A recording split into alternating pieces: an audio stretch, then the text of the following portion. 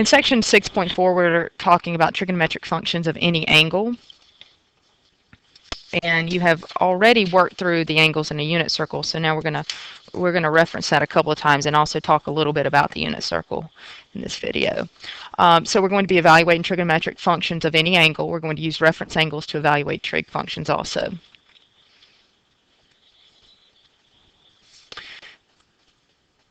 If you have a value, an xy value here, as you know already, then the x value here is going to be the length here. If angle theta is here, this being your initial and then your terminal side. And then this is going to be y. And then when we're talking about sine and cosine, if this is the unit circle, so we have these values here. If I'm using if I'm trying to define my trig functions, then when I have the sine is going to be opposite, and so in this case the opposite is going to be my y over the hypotenuse, which is the radius here. Okay, all right, so now let's talk about that in terms of the unit circle. And what do you know about the unit circle? On the unit circle, you know that your radius is 1. So when you know that radius is 1, and then you go to find sine, cosine, tangent, and cotangent, secant, and cosecant, you know, the same way that you've done when the radius is not necessarily 1, then look what we find. We have sine of theta is still the opposite, which is our y, over our hypotenuse, which is our radius. But now that we know that this is the unit circle where the radius is 1, then what do we know? We know that sine is going to be y over 1. So the sine is just going to be the y value. And we can work through that with cosine also, and we end up finding that cosine theta is going to be just x because our radius is 1 here. That being given, then we can say, okay, that's why we know that this ordered pair here is going to be the cosine on our unit circle, cosine, comma, sine of theta, that ordered pair. So the cosecant function we know is the reciprocal of the sine. So if we look back here, then we see that sine and cosecant, see how those are reciprocal, and we know that relationship already from the previous section. Secant function is going to be the reciprocal of the cosine, and cotangent function is going to be the reciprocal of the tangent function. Let's look at an example. This time we have the point -3, 4 is a point on the terminal side of theta, and we want to find the sine, cosine, and tangent of theta. So if we start out with just a coordinate plane, and we have the point -3, 4. -3, 4 is going to be somewhere in the second quadrant. All right. So what we want to do is if we form a right angle here, then we know that along the x-axis we have 3 and -3. We're going to use the -3, and then we're going to use 4 here. And so now that information is going to allow us to find the length of the hypotenuse. So we're going to use the -3 squared plus 4 squared, or you can recognize that this as being a 3, 4, 5 triangle. So the hypotenuse would be 5. And if that's the case, and we have sine of theta is going to be our opposite over our hypotenuse. Cosine theta is going to be our adjacent over our hypotenuse. And let's see, we also need to find tangent here. So both of these have the same denominator. So you can do it in terms of sine and cosine, sine over cosine, or you can say tangent is going to be our opposite over our adjacent. Okay, and so you notice you could have also said that would have been this 4 over this -3 here for your tangent.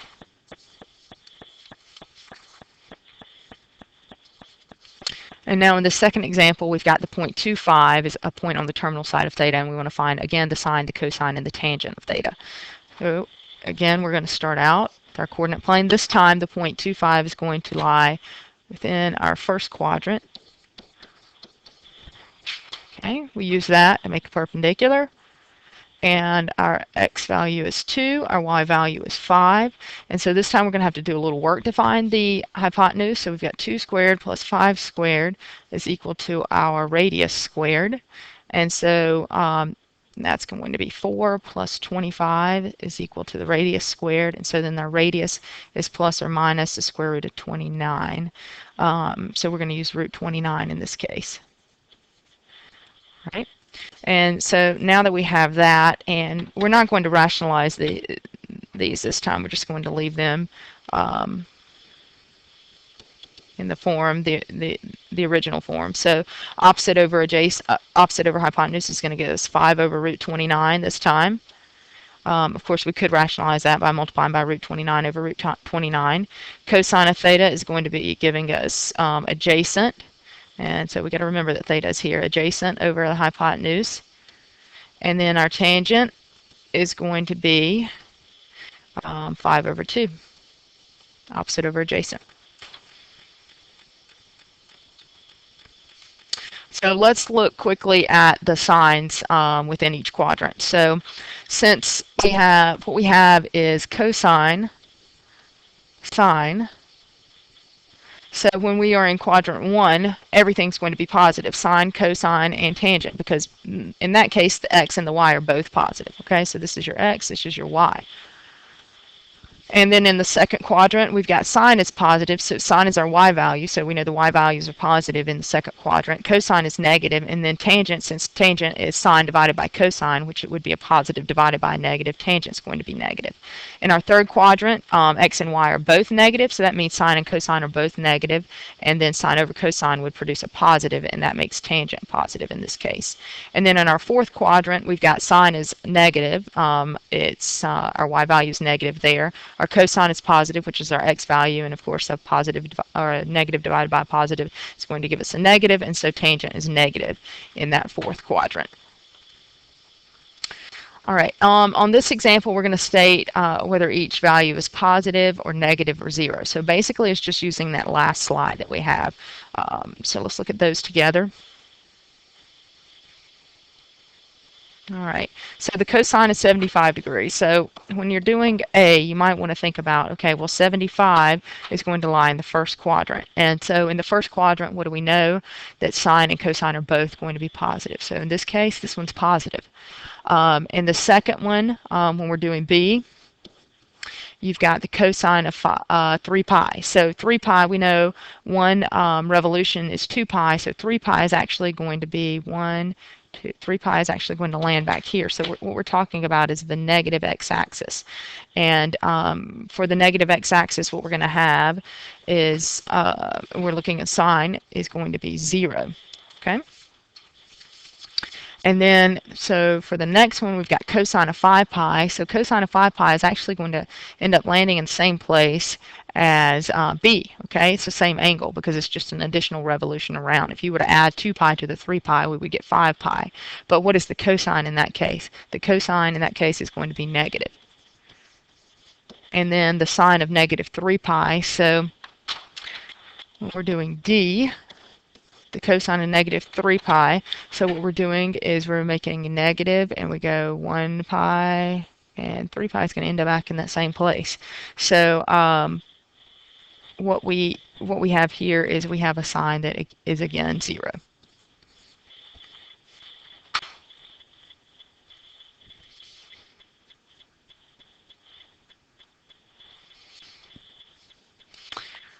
All right. On this next example, I am telling you that the sine of theta is 4/5 and the tangent is less than 0. And we're going to use that information to find cosine and cosecant. All right. So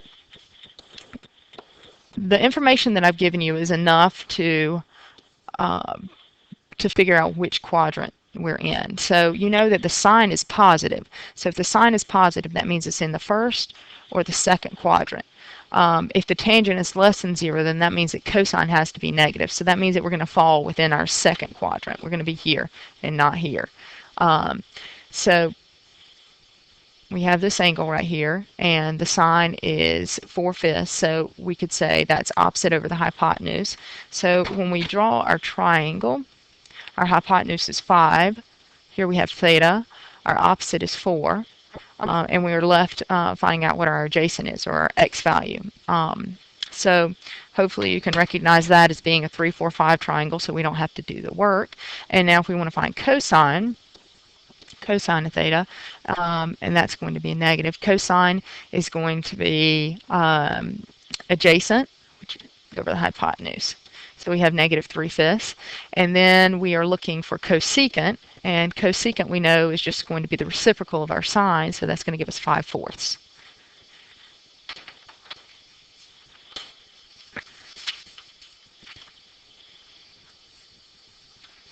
This time we got angle theta's in standard position with the terminal side in the third quadrant, and we're going to find the exact value of cosine theta if we know what sine is. So we're going to start out again. Their coordinate plane is going to lie in the third quadrant. And we're going to start filling in the information we know. We know sine is negative 1/2. So our hypotenuse, we could say, is 2. And here's theta. And our opposite is going to be negative 1. And that makes sense because in our third quadrant, our y value is definitely negative. The other thing we know is that our x value is negative. So when we find out what this is, we're going to have to make sure that we have a negative here. So let's go ahead and put it there. So we have, you might recognize this, and if you don't recognize it, then we're going to end up using the Pythagorean theorem to work it out. So you've got 2 squared is equal to 1 squared plus, we're looking for our x squared, and so 4 minus 1 is equal to x squared, and that means x is going to be equal to the square root of 3. So we got negative root 3 here. All right.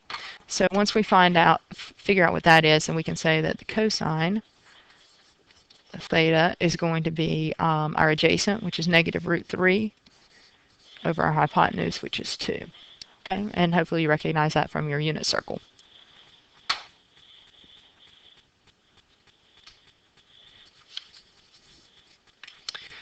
Example 6, we've got another angle theta in standard position with the terminal side in the fourth quadrant. And this time we want to find the exact value of sine theta if cosine is 4/7. All right, so this one we're not so lucky as to have it being on the unit circle. So we're lying in the fourth quadrant. And we know that the cosine is 4/7, so that means that's 7. And here's theta. And our adjacent is 4, which makes sense that it is definitely positive. And we know we're going to be looking for a negative value here. So we're going to have to use, again, the Pythagorean theorem to find out the value of y.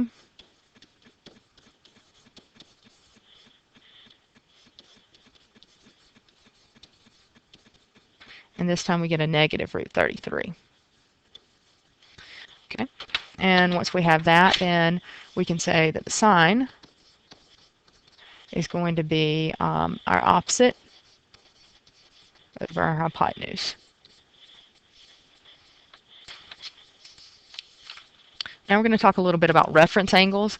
If theta is an angle in standard position, its reference angle is going to be the acute angle theta that's formed by the terminal side of theta and the horizontal axis. So what that means is, let's say we have an angle that is greater than 90 degrees, and we want to come up with a reference angle for it that is between 0 and 90 degrees. Then the way you find that in this case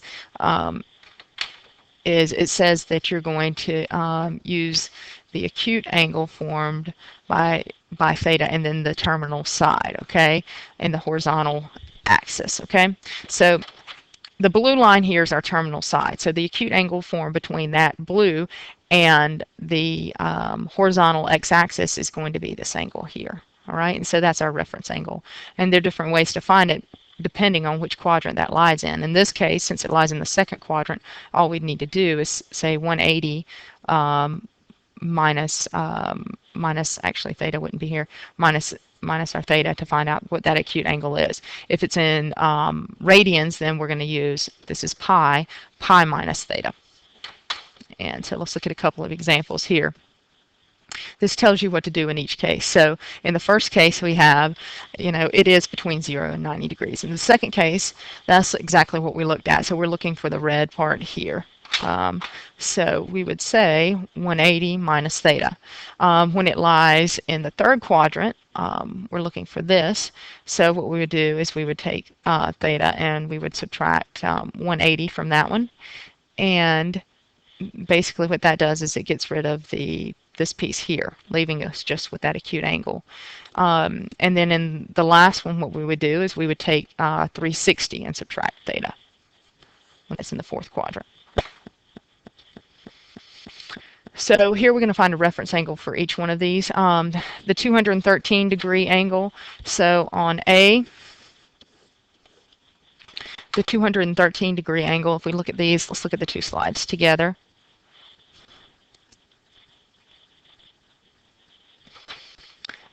Here we have 180, and then we've got 270.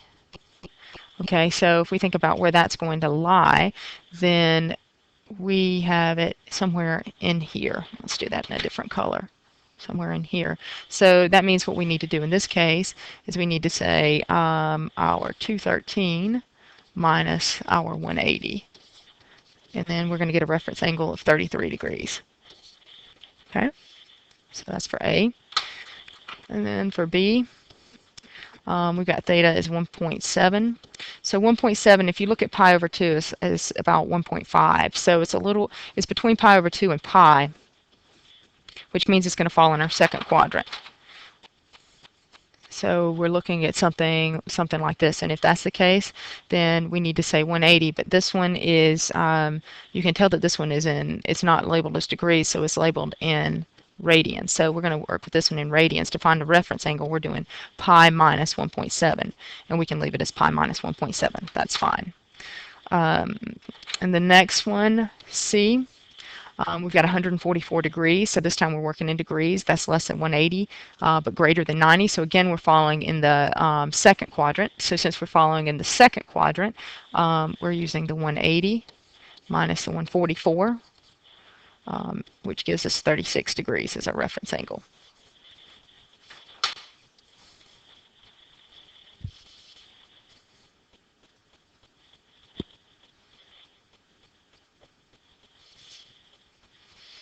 Okay, we're going to look at common trigonometric values and angles here, talk a little more about the unit circle. So this is the unit circle, and this is the information that you should know about the unit circle. Let's look, for instance, at just one of these angles. Right here, what we have is a 30-degree angle, okay? And let's talk about, as you did on your activity, how we get those values. If that's a 30-degree angle, and I drop this perpendicular here, then what we know, and let's come out, and what we know is that this is a unit circle, so our radius is 1. If this is a 30-degree angle, then we know opposite that is the shortest side, and the shortest side is exactly half the hypotenuse, which is a half. And then the side opposite the 60-degree angle is root 3 bigger than our second one, so we end up with root 3 over 2. So when you're looking from using that triangle and we're looking for the sine of theta, then we're using our opposite over our hypotenuse, which just ends up giving us 1/2. And that's where we get this from. That's our sine. And then when we're looking for the cosine of theta, we end up using our adjacent over our hypotenuse, which is root 3 over 2 over 1, which gives us root 3 over 2. And we have our cosine. So there you have your cosine, sine, being your x, and your y values as the coordinates around your unit circle. And those values, those are values that you need to know. You need to be able to memorize there.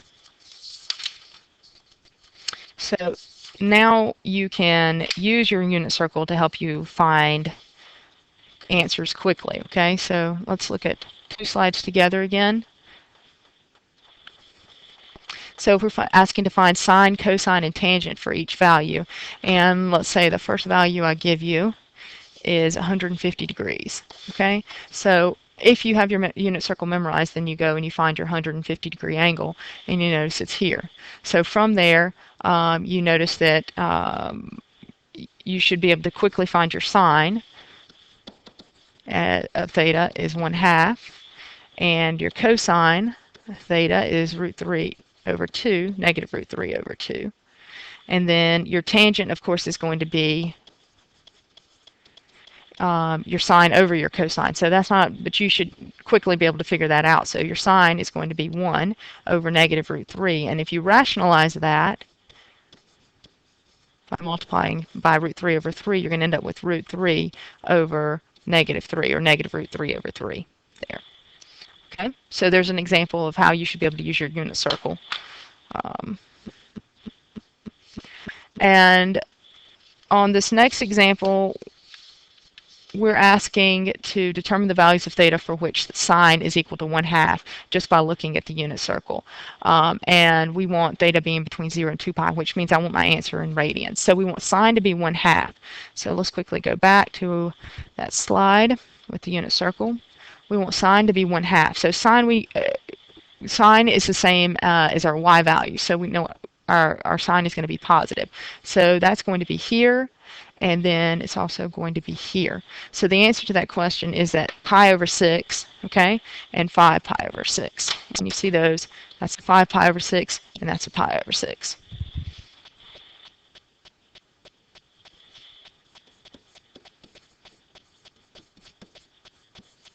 Okay. And this is just about using inverse trig functions. If the value of one of the trig functions of any angle is known, a calculator can be used to determine the angles having that value.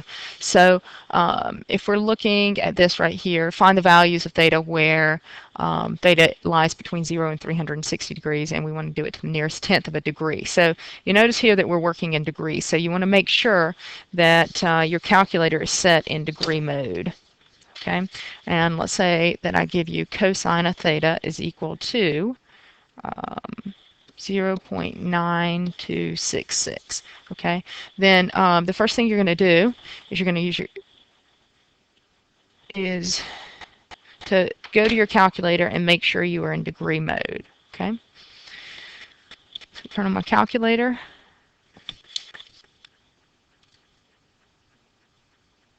Let's see if we can.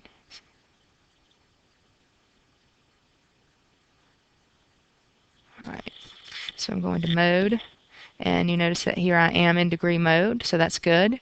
And then we were given cosine, so I'm going second inverse cosine of 0.9266.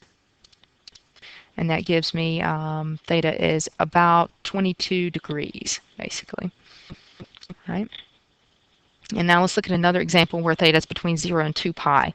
So this time we know that we're using radians. And let's say I tell you that tangent theta is equal to 3.009. And I want to find the answer in radians, okay? So I want to know what theta is in radians. Again, let's go back to our calculator. We're going to have to switch from degree mode to radian mode. And then I'm using my inverse tangent of 3.009. And that tells me that it's at about 1.25 radians, okay?